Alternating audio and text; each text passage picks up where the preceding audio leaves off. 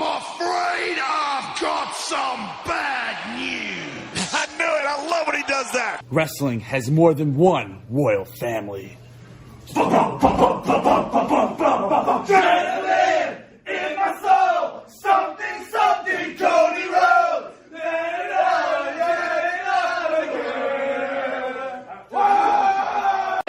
I'm the tribal chief around here. Yeah, you see me, the tribal chief. That's right. Time. But let me go ahead and tell you. Shut your bitch ass up. Well. Welcome back, everybody, to episode 453 of the Hoots Podcast here on this Friday, February 21st, 2025. It's yours truly, the nefarious brother Adam, a.k.a. Joshie Lopez, here recording this podcast from Chicago, Illinois. The following contest is scheduled for one fall. Introducing first from Chicago, CM Punk. Welcome to the podcast, everybody. It's just truly the nefarious brother Adam. I hope you guys are doing well. Make sure to do me a couple quick favors here. First and foremost, if you're watching this on YouTube, make sure to hit the like button and smash the subscribe button. We're on the road to 1,000 subscribers. Appreciate the support there.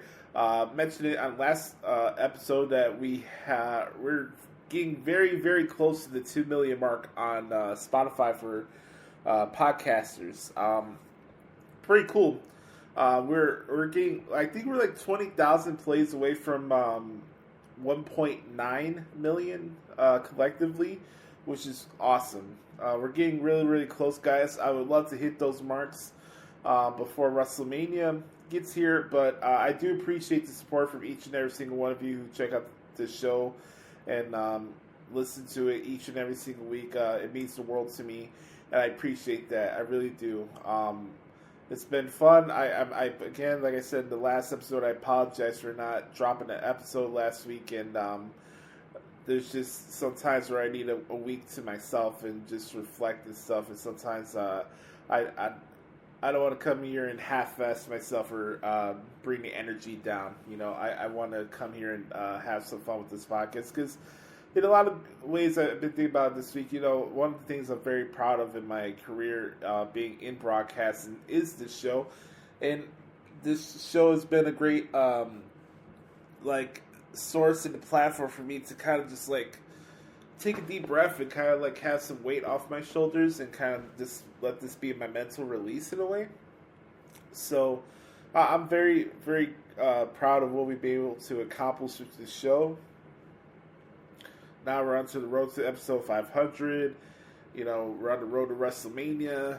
WrestleMania is going to be during Easter weekend. I don't know how some people are going to feel about that.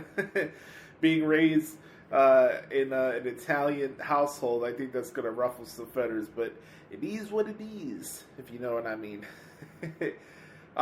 Some big news dropped last night. As I'm recording this, The Rock is going to be on SmackDown tonight. So we got that to discuss in this week in WWE. I'll get into all that. Raw, SmackDown. We got to talk about Vengeance Day that I just covered this past Saturday.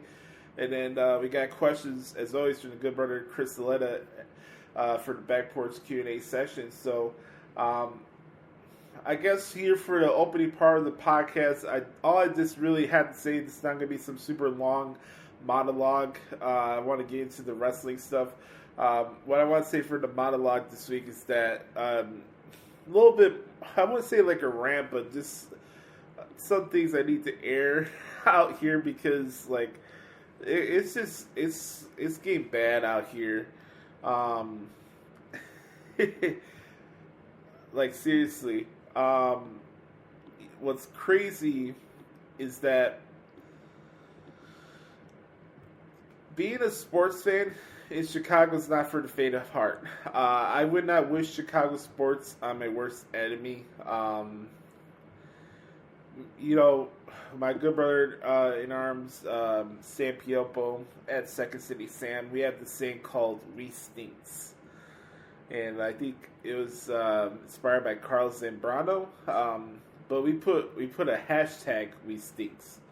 So I could put something positive about Chicago sports and say, hey, good job by the Bears. They whooped that ass, but hey, hashtag we stinks. And when I say we stinks, or hashtag we stinks, when it comes to my sports teams, there's a comedic element to it, but it's the truth. For being in such a major market, this city is the drizzling shits when it comes to stability and winning games. Even to the point where I can barely watch the White Sox or Bulls anymore out of apathy, and I'm not wasting money for a stupid cosplay antenna just to get a cosplay edition of Chicago Sports Network.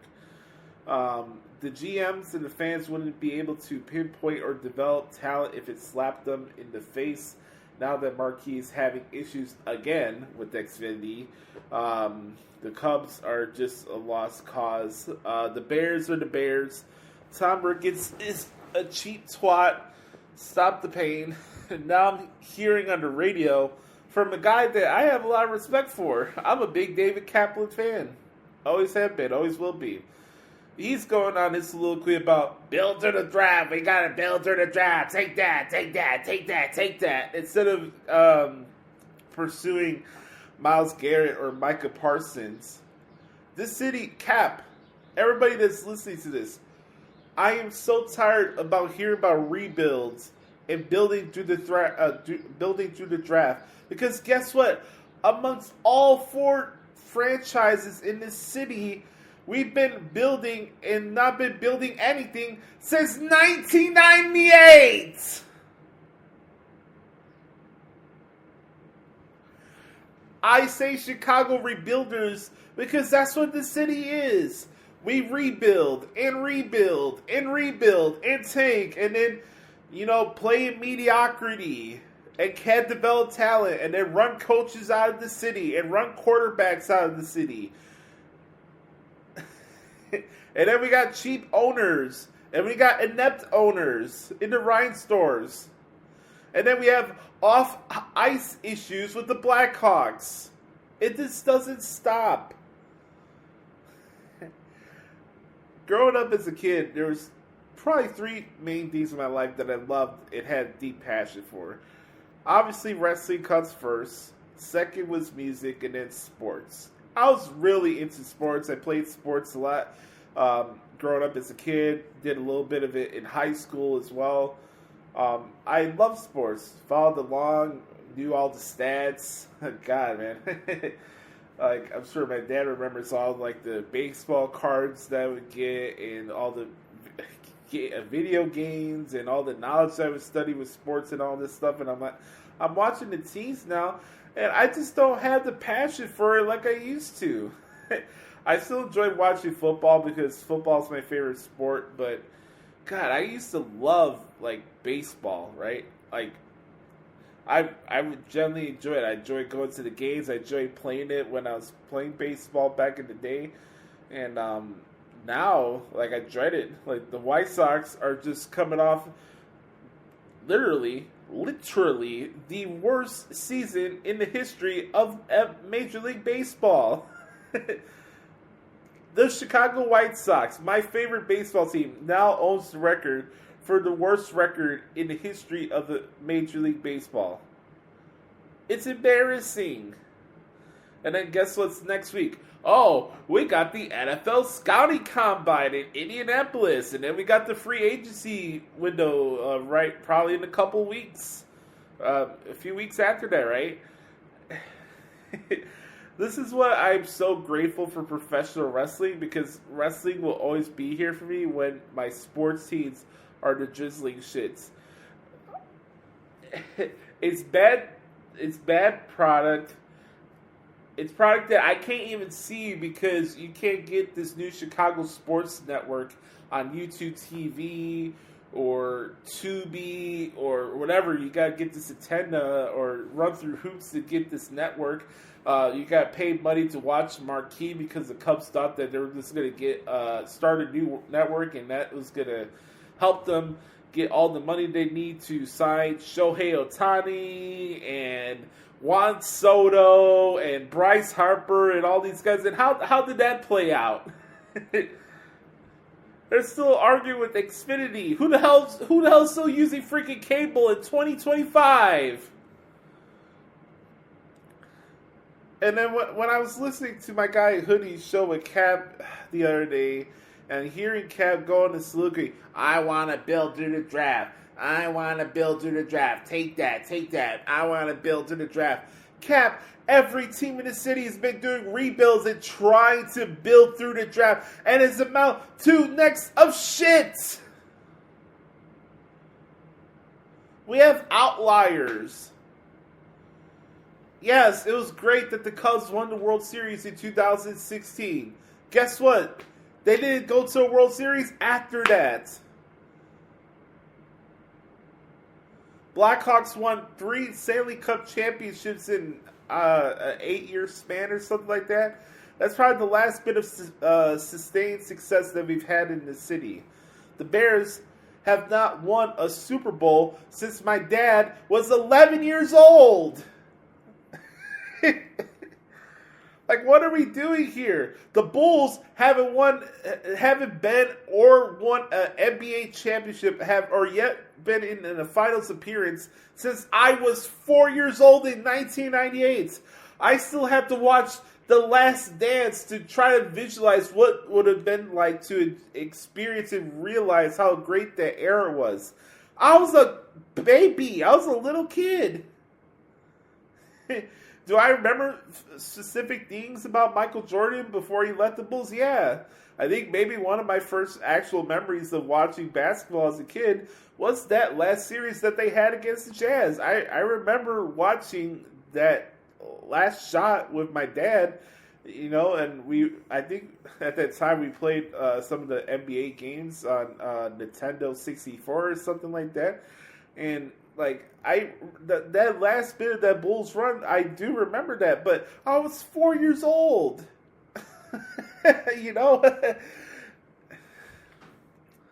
It's just deflating to be a sports fan. I'm always gonna wear Chicago in my heart and sleeve, regardless of whenever I get ready to go to Florida, and when I'm down there, I'm still always gonna rep Chicago and stuff like that. But the last thing I want to hear on sports talk radio is that I want to build through the draft. Oh, we need to blow it up. Oh, we got to build through the draft. How about we stop being cheap and start paying for some players and actually run an organization with some competence for once? How about that? Take that! I love Cap. But that was that other day with him just being like a stubborn mule. No, I want to build through the draft. I don't want to build the draft. Oh, the Bears are not going to be elevated if they got Myles Garrett. Are you kidding me? What? Or Micah Parsons? Or Max Crosby? And that right there, folks, is my sports rant for this week. When we come back, we'll get to This Week in WWE and then answer your questions for this week's edition of the Back Porch Q&A session right here on episode 453 of the Hoots Podcast. We'll be right back. Welcome back, everybody, to the Hoots Podcast this week. Time to talk about what happened this week in WWE. We got a lot of shows to go through in a quick amount of time period. We got to get ready for the Down to Smack and a lot of things to do here. So let's get into it. Let's not waste any time, shall we? We're going to start off with this segment this week with going through this in order of the shows that I covered this week. Okay, so we're going to take a step back here, going all the way through SmackDown this past Friday that I did from Washington, D.C. Show kicked off with Cody Rhodes, Drew McIntyre, and Jacob Fatu. Cody Rhodes coming out here pondering about who he may face at WrestleMania coming out of the Elimination Chamber. Could it be CM Punk? Could it be John Cena? Could it be Logan Paul? Could it be Damian Priest? Could it be Drew McIntyre? Drew McIntyre came out. He was kind of taken aback in the way that Cody mentioned Drew McIntyre. It's oh, it's just Drew McIntyre. No big deal. He's giving all these different accolades to CM Punk and John Cena. So they have a little back and forth. Drew McIntyre obviously is a new member of the SmackDown roster. And Here's what he said. Also, Drew McIntyre, that's won the Elimination Chamber twice, once as world champion. Also, Drew McIntyre, former multiple-time world champion, Royal Rumble winner, Money in the Bank winner, accolades aside. Is that the same Drew McIntyre that just last month on SmackDown stood in this ring and hugged you, put myself out in front of the world because I was worried about you, told you that you were going into a dark place and you tried to fight me? That Drew McIntyre? Is it the also Drew McIntyre? Is it hold up. Is it the also Drew McIntyre that a few weeks later on Raw I was handling business with Sami Zayn? You attack. Is that that Drew McIntyre? Is that who we're talking about, Cody? I don't know your deal. I didn't want it to be this way, but you made it personal, buddy. So I guess I'm going to have to remind you exactly who Drew McIntyre is. Jacob comes out. You know, Jacob has been really like just sticking his nose in every little thing regarding to Cody Rhodes. That led into the main event, which is a triple threat match for qualifying match for the Elimination Chamber with Jacob Fatu, Braun Strowman, Damian Priest, which was a really, really good match. But really the story of the show was what's up with Solo Sikoa. You know, he's been MIA since he's lost to Roman Reigns at the Raw Netflix premiere show. He comes back, he tells Jacob earlier tonight, and he's like, Jacob, I love you, and you got to bring the title back to the family. So something's going to give here between Jacob Fatu and Solo Sikoa in the coming weeks, and I'm here for it. I'm down for these two fighting each other at WrestleMania. Let Solo go rogue for a minute. Why not? So that'd be pretty cool. Couple other things that stood out to me for SmackDown. Naomi and Chelsea Green, pretty solid match. Naomi qualified for the Women's Elimination Chamber match. We'll get to a little bit of the Sami Zayn and Kevin Owens stuff a little later on. Machine Guns against Los Garza, pretty solid as usual. The LA Knight Miz stuff with Nakamura I thought was pretty funny. LA Knight did defeat the Miz in the match, and LA Knight will maybe get a rematch against Shinsuke in Toronto, but we'll see. I think that'd be probably something that happens maybe on SmackDown before Elimination Chamber. I don't know if that's going to be specifically on Elimination Chamber, but I can see LA Knight defeating Nakamura and getting his title back there. Carmel Hayes runs through R-Truth. The Kevin Owens response. Kevin initially challenged Sami to a fight or something like that at Elimination Chamber. We had the Women's Championship match. This is one of my favorite matches of the week. Was Tiffany Stratton against Nia Jax for the Women's Championship.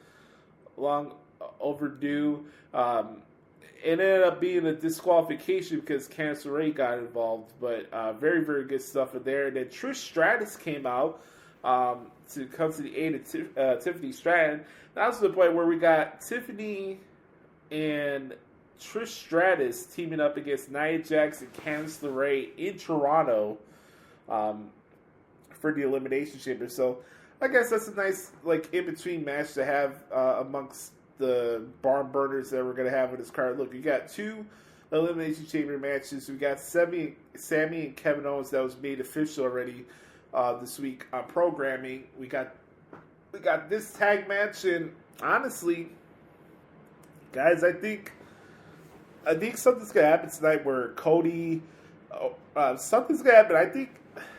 I have a feeling that Jacob Fatu is gonna fight Cody Rhodes at the Elimination Chamber for the WWE Championship. If not, something's gonna happen tonight with The Rock, and it's hard not to talk about it right now because that's what's on the tip of everybody's tongue right now. Trust me, we'll get into the Rock conversation and how that's gonna affect the WrestleMania landscape and everything. But I do just want to say here really quick that I know that a lot of people are all indifferent towards Charlotte Flair and stuff like that, and that's your prerogative. I've always been into her. I've always been a fan of hers. Yes, I think she's extremely sexy, but that's just my opinion. But I'm happy to see her back, and I'm telling you what, man, her and Tiffany are going to put a barn burner on in Vegas Easter weekend for WrestleMania. I'm really excited for that match. So maybe tonight we get a little interaction with Tiffany and Charlotte tonight. That'd be pretty cool on SmackDown. from there, Drew McIntyre was talking smack to Jimmy Uso. They're going to be fighting each other on SmackDown tonight as I'm recording this. So that was SmackDown, pretty decent show. Then we go stay in Washington, D.C., but we go into the PLE land because it's time to talk about NXT Vengeance Day. That's right, Entertainment Sports Arena. Show kicked off with Fallon Henley against the beautiful Stephanie Vaquer. Very, very good opener to start the show. I'm very happy for, I always say this when I talk about Fallon Henley, I'm happy for her success. Talk about dropping the ball or not really recognizing talent. She was a gem. I really enjoyed her work when she was doing stuff in AEW, and they really never really tapped into her potential. And it's WWE's game. You know, I thought she had a good run as Women's North American Champion, but congratulations to Stephanie Vaquer. She is your new Women's North American Champion. So that was a good opener. Axiom and Nate. By the way, if you guys have not seen this match yet, go out of your way to check out. It's Axiom and Nathan Frazier, aka Fraxium, against Josh Briggs and Yoshiki Inamura. I did a couple Inamura matches when I was covering New Japan when they were having that little rivalry with Pro Wrestling Noah, so I am a little familiar with his moveset and stuff like that, but him and Briggs as a tag team is fucking awesome. This match was sick. I know that Axiom and Fraxium could have, I know that Axiom and Frazier could have a barn burner with any tag team, and they could probably have a 5-star match with 2 brooms. But this match was fucking dope. If you haven't seen it, go check it out. I know a lot of people's main takeaway with this was the attack from this new Renegade group. We don't have a name yet, but they're doing all these ambush attacks and stuff like that. They were doing that on NXT this week too. So I can't really expand on what's going on. I think it's cool that Deion Lennox is part of it, and I think he's justified in his actions.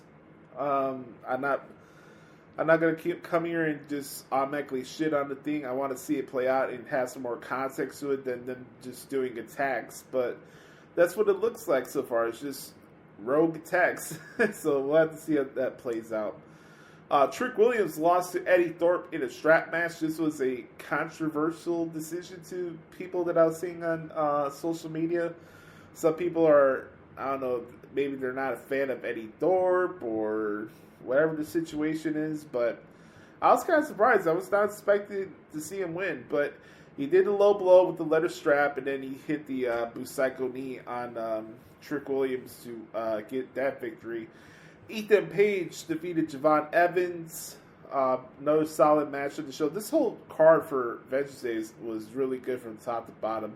Ofemi retaining over Austin Theory and Grayson Waller. Triple threat match for the NXT Championship. Very good stuff there. We had the main event. Julia Bailey, Roxanne Perez, and the beautiful Cora Jade in a fatal 4-way match for the NXT Women's Championship. Another dope match. Saw Julia getting the victory as she planted Roxanne Perez with that Northern Lights bomb. After the match, Julia had a standoff with Stephanie Vaquer and Jordan Grace, which would play into what happened on NXT this week as well on television. I'll get to that in just a couple of minutes. But all in all, pretty really solid effort from the crew in NXT for Vengeance Day. Very, very good PLE. It's on Peacock if you want to check it out. Next, we go to Monday Night Raw from Charlotte, North Carolina.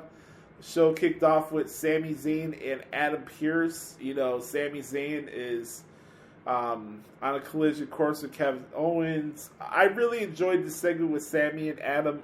I think Adam Pearce doesn't get enough flowers for what he does and what he brings to the table when it comes to his on-air persona and what he brings to the table just as a general manager.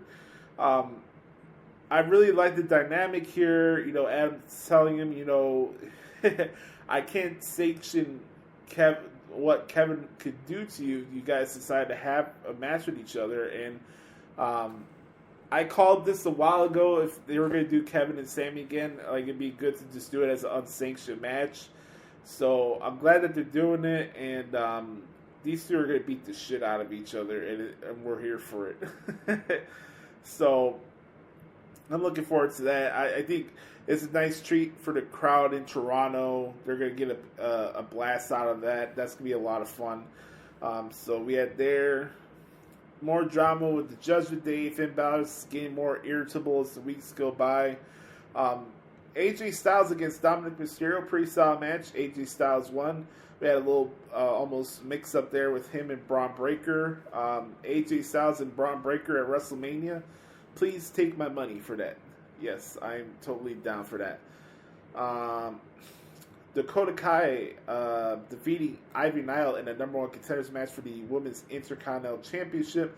Dakota Kai will be taking on Lyra Valkyria for said championship on Raw next week, so that should be pretty good. Gunther mocking Jey Uso doing his signature entrance, walking through the crowd, pointing out the fact that wrestling fans don't put deodorant on when they go to events. That guy's tremendous. Gunther the ring yanara. I know my friend is she doesn't like him, but I rock with Gunther. It's a day one type of thing for me. I cannot not be a fan of Gunther. Like, he's just too good. Try to bully Pat McAfee. He says, yeah, I hope Jay could beat him at WrestleMania. Jay comes out, they get into a Pure 6 brawl, so some good stuff there. Enjoyed that. Penta and Pete Dunne, pretty solid match. I think we're in some collision course here where it's going to be Penta and taking on either Pete Dunne and Ludwig in a handicap match or a triple threat, but Penta's doing some good shit, man. The presentation's been fantastic. The entrance is fucking awesome. It's really dope. I just always rocked with the vibe of Penta, and he's killing it right now in WWE, so I'm happy for him. From there, we had Roxanne Perez qualify for the Women's Elimination Chamber, thanks with help from Bianca Belair and Naomi. By the way, Naomi will be taking on Liv Morgan on SmackDown tonight. How about this promo here from Karrion Kross? I want to read this to you guys and get you guys' thoughts on it. Sami Zayn, I know at some point you're going to see this because you and I both know that you keep a close eye on your good friend Seth Rollins. I'm trying to wrap my mind around this delirious mindset you and all your friends have. Let me get this straight.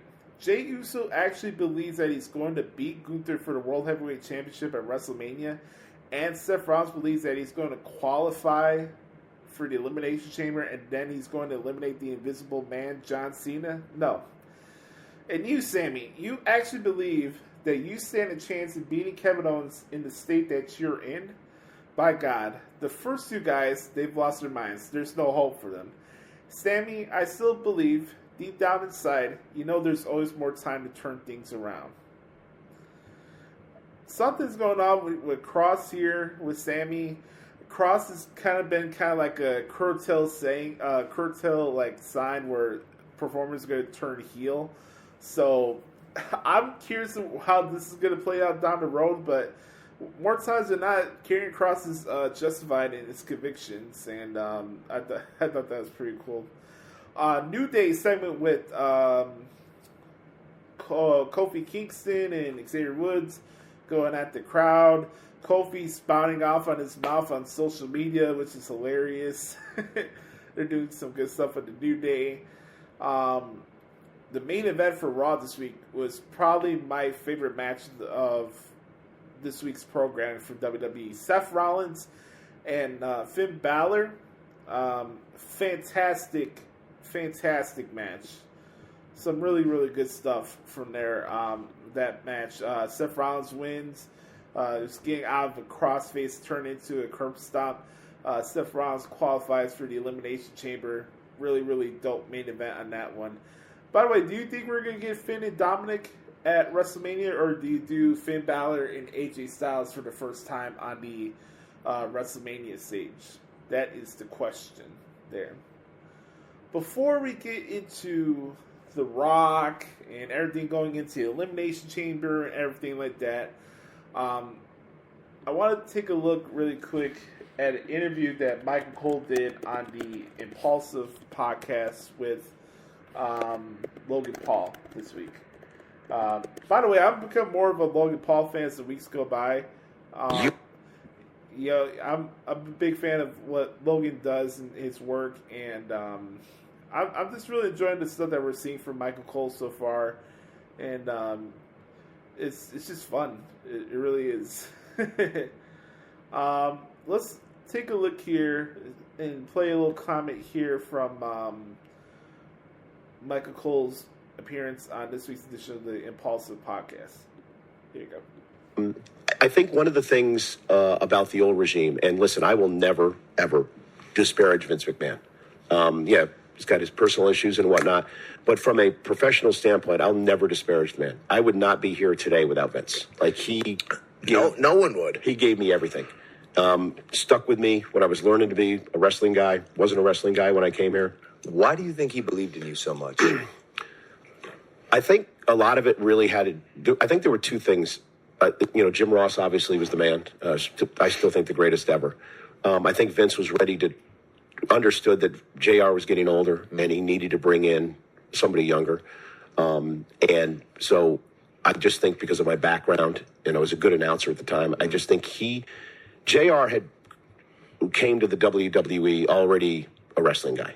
And I think me being new and fresh and not a wrestling guy, Vince was able to mold me how he wanted me to be an announcer. Interesting. And he stuck with it. And even when I sucked in the beginning and everything else, and the fans freaking hated me, Vince stuck with me.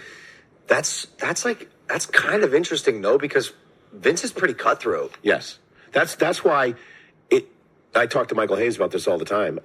It's amazing that I've lasted in this company this long. Yeah. Because Vince, there are certain things that would set that man off, right? And he would just like, okay, you're done, fired, see ya. Yeah. Like sometimes for no reason. Yeah. But he stuck with me 100% of the time. And so I'll never disparage the man. But Vince was very, very heavy-handed, controlled. It was his company, his sandbox, did whatever you want. So I never was really able to break out and be myself, with the exception of a little bit of a heel run I had, over a decade ago. But when Vince left and Paul came and was in charge, Triple H, he really changed things. And then we brought in Lee Fitting, who came from ESPN. Yep. And Lee coming from ESPN, where the talent is the announcer, he came here and said, I don't understand why our guys at the desk aren't, bigger and have bigger personas and aren't as respected as the people in the ring. And, being old school, I understand that you guys in the ring and the girls in the ring, they're the ones putting their bodies on the line each and every week. And people are buying tickets to see Roman Reigns. They're not buying tickets to see Michael Cole. But, as you said earlier, we're a very important part of the product. Super. What Lee and Paul have allowed us to do is bring our personalities out.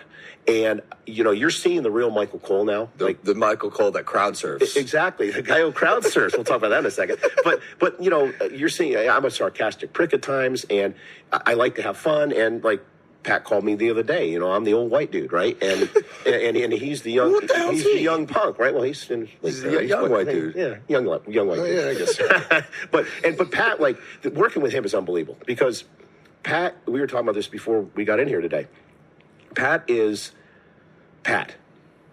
But he doesn't change. He doesn't put on a show or anything. No. He's Pat McAfee in everything that he does. So, we hit it off. We had to just hit it off from the beginning. And it's like two guys sitting at a bar and watching wrestling. That's what it is, That's cool. Yeah, and that's such a vibe. That's what it is. And Pat doesn't try to be a wrestling announcer, and No. I think that's what makes him different. I actually have a note on that, at the top you were talking about. With every passing day and second passing at the sands of, I feel the wrenching feeling of existential. What the hell are you doing? This is for my therapist. I'm sorry. I'm so sorry. That was the wrong note. I'm so sorry, Leslie. I will be at the meeting on Tuesday. Pat McAfee described your pants as too tight while you were crowd surfing the other day. Called you a booze bag and a doofus. Yeah. Do you have a response? For that? He's right on every single take on that. I am a booze bag. Just like you guys, I was out last night till 2:30 in the morning. Come on, No, but the crowd surfing thing was wild. I saw that. This would have never happened. That would have never happened under Vince McMahon. Really? Michael Cole yeeting on a table would never happen. Trying to dap up rappers would have never happened under Vince McMahon. But the crowd surfing thing, Cody comes out and he's like, "Okay, we got to do this thing," and I'm like, "Do what? Oh God, here we go. What's gonna happen now?" And then he says, "You're gonna crowd surf." I'm like, "Crowd surf? You're gonna be kidding me!" So then he goes, "It's easy. Look at," and we look down. It's a 6-foot drop. And I'm not jumping down there. I'm 58 years old. I'll kill myself. So I actually fall on my ass, look like a dummy. And then I get into the crowd and I'm doing the whole thing and I'm getting my junk grabbed and people are sticking they're grabbing your cheeks. Good thing I moved my wallet to my sport jacket. Yep. But I'd never done it before in my life. But you did. Now you did it. Yes. But even as a kid, I'd never done it. That was your first crowd surf? So I find out afterward, Cody's explained to me, well, I should have told you how to do this. You got to keep your legs closed. You got to be rigid. And I was flip-flopping all over the place like Gumby. We probably trusted the fact that there's a bunch of dudes in the audience. They weren't going to be grabbing. Yeah, but if some of those people don't like me, right? So, but that was wild. That was the first time I'd done. But again, I would have never the whole social media thing. I'm finally starting to understand it now. I appreciate so much what you've accomplished and what Pat's accomplished and all these guys. I Show Speed, of course, who's in the Rumble. I never understood any of that stuff, but I am beginning to understand it now. And now I find myself, actually going to X and going to Instagram and being entertained and understanding that this is the way of the world now. Damn. And also understanding, and McAfee was very important in helping me understand all this stuff. But now, doing silly shit, I don't tweet much, but me and Pat will get together on Monday and put out a controversial tweet or something, and then I just like to sit there and watch all the responses to it or whatever. But just seeing sounds like us, man. Yeah. Just seeing how exciting it is, though. Getting on a table last night with Wade and Pat and just yeeting and getting in the ring and yeeting with Jay and looking like a bird flopping my wings, but then going on looking at social media and just saying, "Oh my God, this is pretty cool. People actually like this," or they hate it, but it doesn't matter. Right? People are talking about it, and to me, that's really cool. But again, I'm having the most fun I've ever had in my career here. Amazing. We can tell, bro. You're lighting up talking about this stuff. And it's so cool that you have this new contract, and it sounds like it's probably going to be the most exciting, most you part of your career, which is sick. Netflix was also a big part of this. I really, the cool thing, I've been able to be a part of a lot of changes in our company over the years. First time we did network TV on UPN, I was there. Spike TV back in the day, of course, USA Network. I was the guy on Fox, which was really important to me because I really wanted to be able to call a network television show. And then the Netflix thing was I have to be a part of that. That was, what a game changer for everything. Super cool. Yeah. Super cool. It's it's the new forefront of live TV meets a streaming network, and we're at the front of it. Yep. I wanted to ask, because you were talking. All right. I think Logan Paul, Mike, the good crew there, and the Impaulsive crew, doing a great job with that interview with Michael Cole. Before we get to the backboard skinny session, I think it's time to address the elephant in the room. What everybody's talking about on every show today, on every platform, The Rock. Before the announcement came out last night of him saying that he's going to be coming on SmackDown tonight and causing chaos, he dropped something earlier in the week on Instagram this week that I had a feeling had something to do with wrestling, and we're very big on having context and stuff like that. Context is a very important thing in my life and how I go about things and how I view certain situations and stuff like that. And especially, it's very important, especially when being a content creator, and it's also very important to how I go about this podcast. I'm not going to come here and dish out takes just to dish out takes. I believe in substance. I believe in having thought out takes, if you will. And context is very important. So this is the Instagram post that The Rock posted before making this announcement last night. And take a listen to it, and then let me know on X or Instagram. Let me know what you thought about this, and what's your feelings overall of what we can expect to see from The Rock tonight. was thinking about this. It's like, what a beautiful day. I was just thanking the universe and thanking God for this blessing of just a beautiful day. And it reminded me of this philosophy that I want to share with you guys that I think about. I don't think about it every day, but I do think about it a lot. It's a philosophy of one day as opposed to day one. So the idea is, what is that thing that's been gnawing at our gut that we wanted to do, wanted to accomplish? What's that goal? What's that mountain we've wanted to climb, the mountain we've wanted to move, the mountain we've wanted to create? What is it? Is it a job you wanted to get? Is it a raise? Is it a promotion? Is it something in school?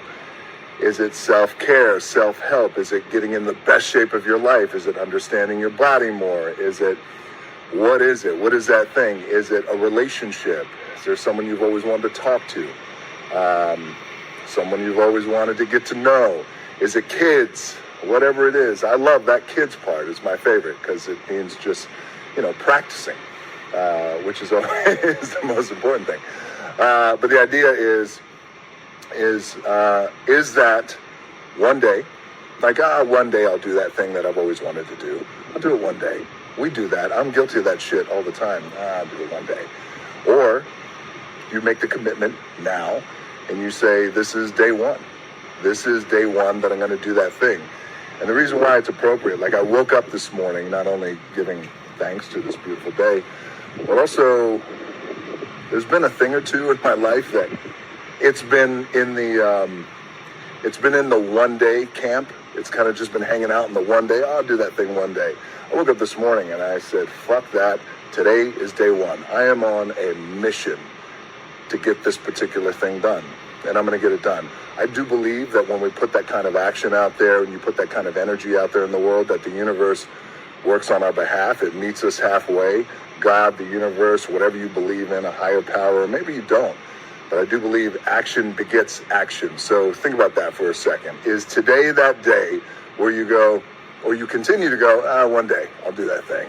Or is today that day where you go, today's the day. Today's day one. Get one day over with. You get day one over with, and then the momentum starts and it builds right now. So have a great day and make it your day one.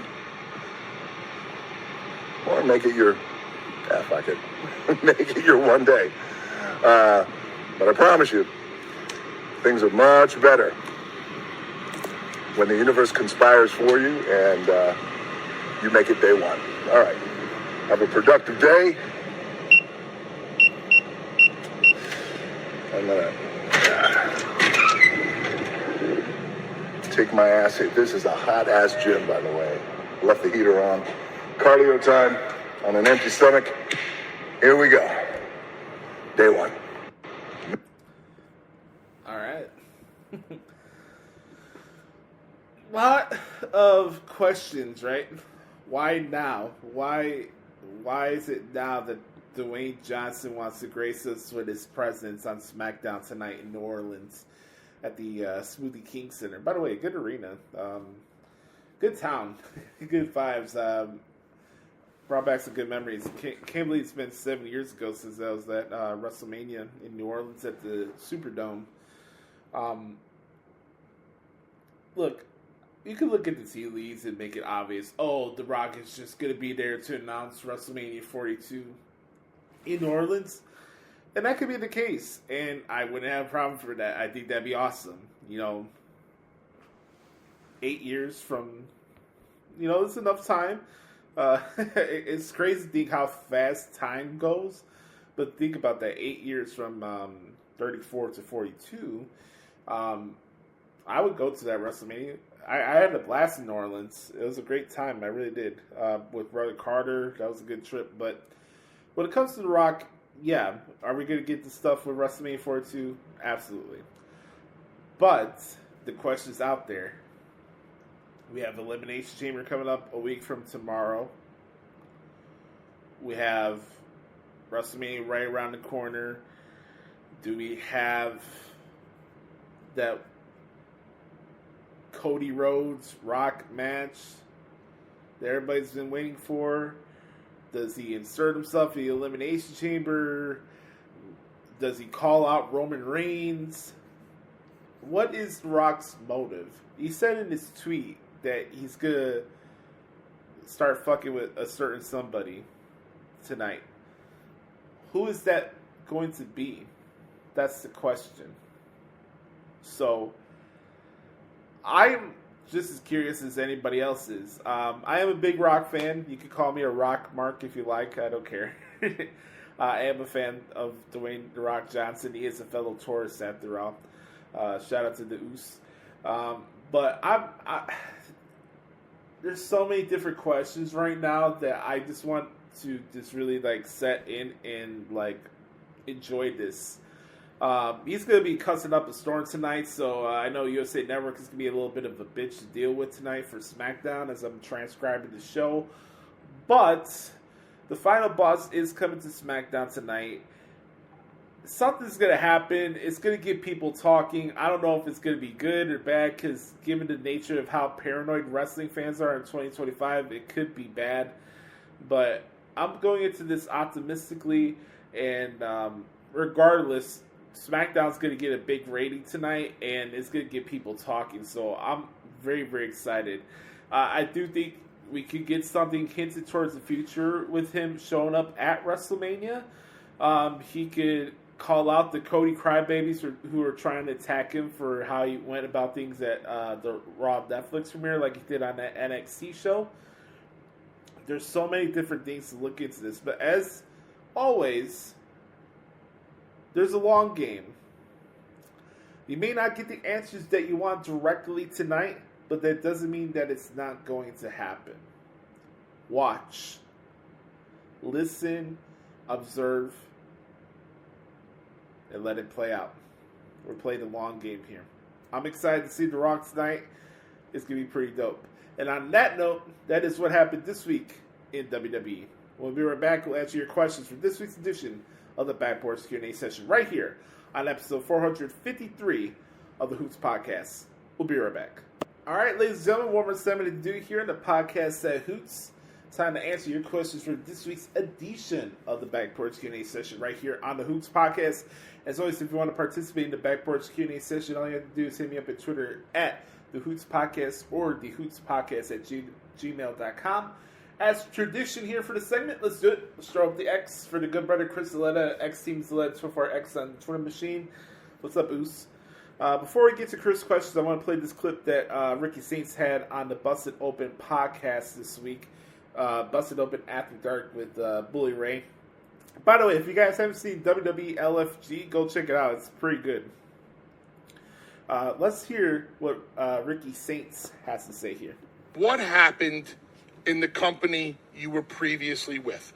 Because when you first started there, everything seemed to be going really, really well. And then all of a sudden, things were not going really, really well anymore. The floor is yours. What happened? There are situations that arise that, let me say this. There could be a bunch of things that kind of culminated, right? I don't know the specifics of what it was. Some people, you ask the internet, it was because you were at the Rumble. First off, screw you. The footage got leaked from me being at the Rumble. I wasn't backstage.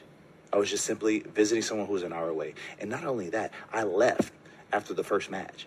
Okay? Some could say, well, you were at Mania in a suite and you got on camera cheering. Screw you. You're an idiot with no friends and no passion in life if you think the damnedest thing that I've done is cheering somebody on at another company. Well, bad optics. You're blind. You don't know what you're talking about because my boss was okay with it. Okay? I've already said this before. He was already okay with it. I can't tell you exactly what the moment was. You could say it was Punk leaving and things kind of fell apart. Absolutely. I probably agree with you on that, right? Or you could say is that Ricky didn't play the politics well enough. Okay, for sure. A lot of politics in that company? I'm not saying there's a lot of, just as much as any other company probably. Fair enough. But you could say that I maybe didn't protect myself in that way. There's so many things that you can say. What I can say for myself is that when I got hurt in March, that was it. I never came back. And even then I wasn't hurt. It was a precaution thing where I got scared because I had a stinger. So I said, and then I was fine. After that, no, no dice, no communication, no nothing. And that is okay, because if someone was mad at me, and the reason I say it was okay because I ended up here, and it's fine. Everything worked out. Shout out to Bully Ray and the crew at Busted Open right there. All right, let's get to the questions from Good Brother Chris Letta here. Let's see what he has to say this week. One of Boosie's questions for the Q&A this week. Your thoughts on the faction that debuted at Vengeance Day? Like the ski mask, you know, I get it. We're going to get the Retribution and the Shield comps and stuff like that.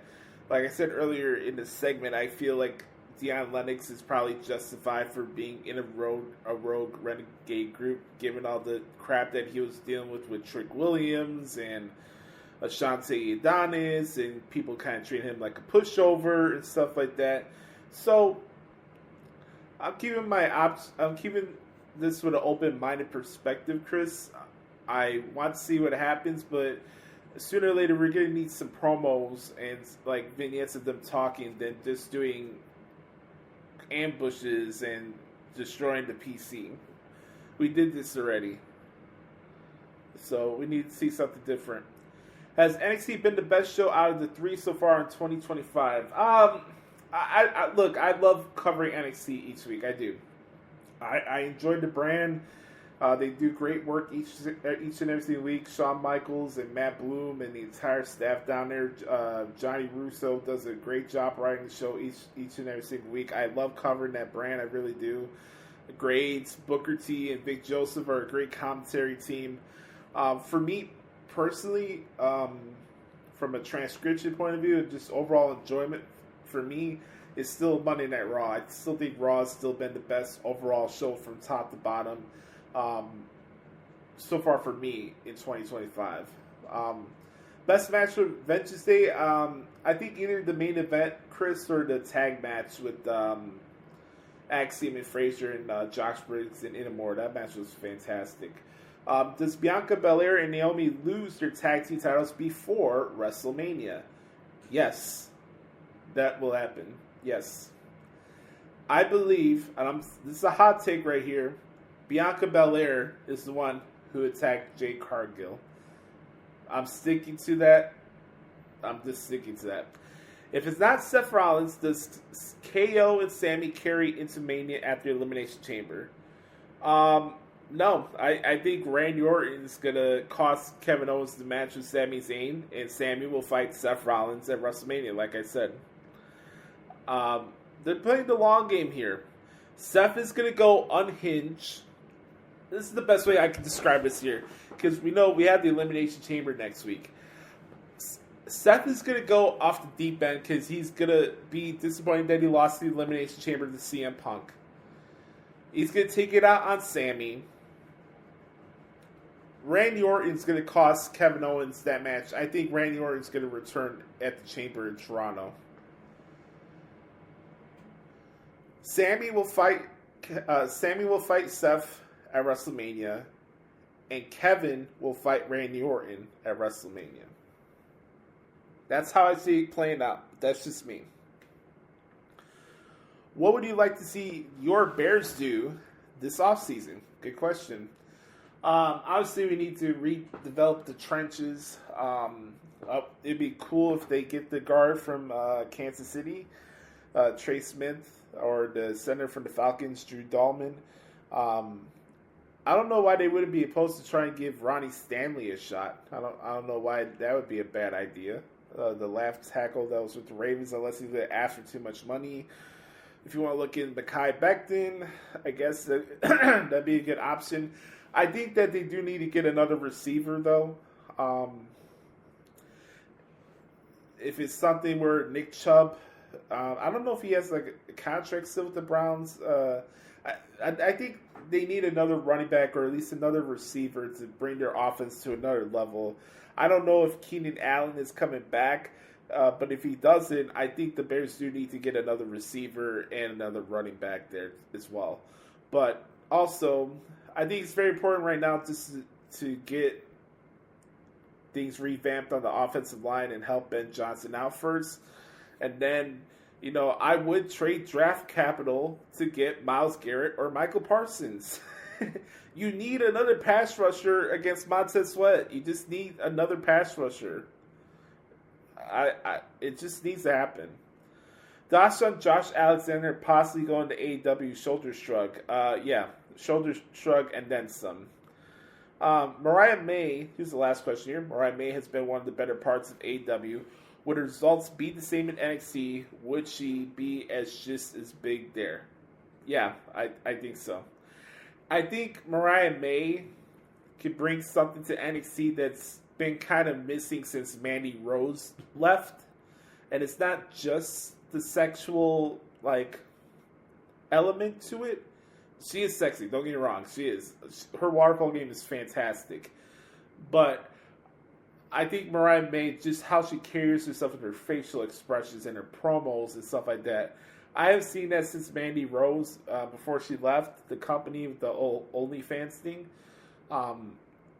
But I think Mariah May would do fantastic stuff in WWE, which would be the ultimate ironic thing in slap in the face to Toni Storm, because Toni Storm got in her feelings and quit WWE. She wasn't fired or released, she quit. So her protege going to WWE and thriving would just pop me huge. I love Toni Storm, but God, that girl caps too hard for Tony Khan. I'm sorry, I just have to call a spade a spade. But on that note, we're going to put a rib on the bow in this week's edition of the Hoots Podcast. Hope you guys enjoyed the show this week. You could hit me up at Twitter if you like, at the Hoots Podcast. I'm on Instagram at Joshie Lopez Music. Make sure to check out my play-by-play articles in the results section of WrestlingHeadlines.com. Do that today. Appreciate the support on that. And as always, make sure to check out ProWrestlingTranscriptions.com so you can see my other work. Make sure to hit the like button and subscribe button on YouTube on the road to 1,000 subscribers. And the best overall way to support this podcast is to follow and stream the podcast on your Spotify platforms. On that note, I'm Joshie. Have a wonderful weekend. Remember, folks, be the authentic product that is yourself. Remember, nobody dictates the pace of your life but yourself and the man upstairs. Like I said, I'm Joshie. This has been episode 500. This has been episode 453 of the Hoots Podcast on the road as the road to episode 500 continues. We'll get into our preview and predictions for the Chamber of Eliminations. No! We'll do our predictions for that big PLE in Toronto next week, right here on the Hoots Podcast. We'll talk to y'all next week. All right, bye, guys. Bye-bye, bitch.